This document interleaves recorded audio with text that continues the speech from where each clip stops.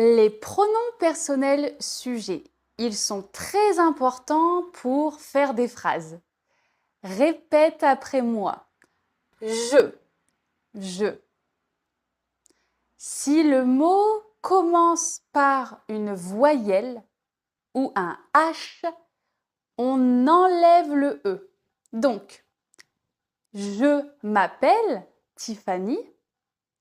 Je m'appelle Tiffany, mais j'aime le chocolat. J'habite à Sarlat. D'accord? Tu aimes le chocolat ou tu parles français.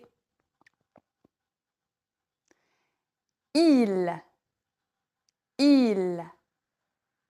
Par exemple, il habite à Paris. Il habite à Paris.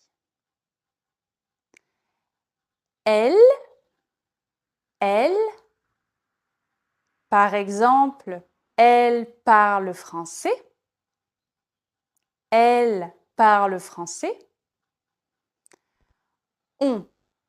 Alors, on, c'est le oui en anglais, mais il est un peu moins formel que le nous. En fait, en français, il y a deux oui, mais on utilise beaucoup on. Et c'est bizarre, mais on conjugue on de la même façon que il, elle. Donc, on habite à Bordeaux. On va au marché. Il, elle, on. Ensuite, on a nous.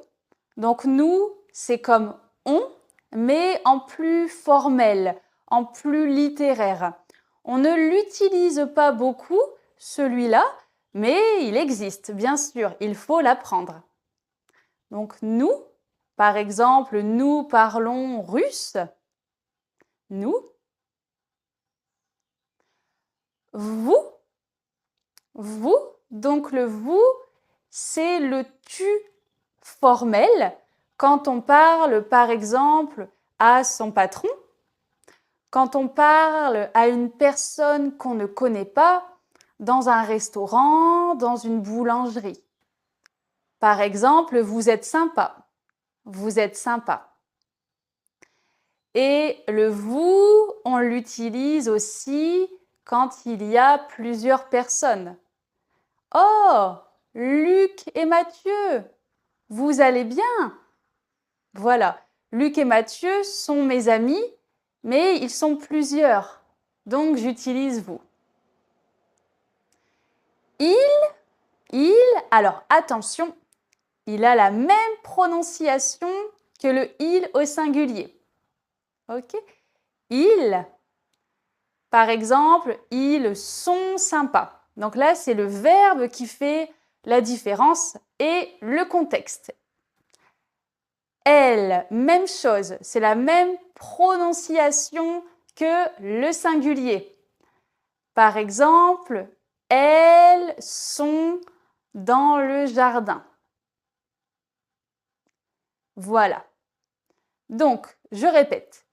Je, tu, il, elle, on,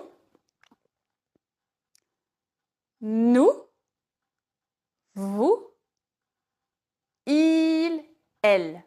D'accord? Voilà. Bravo pour ta leçon. Merci beaucoup d'avoir regardé la vidéo. Abonne-toi pour progresser en français. Je te souhaite une belle journée et à très bientôt.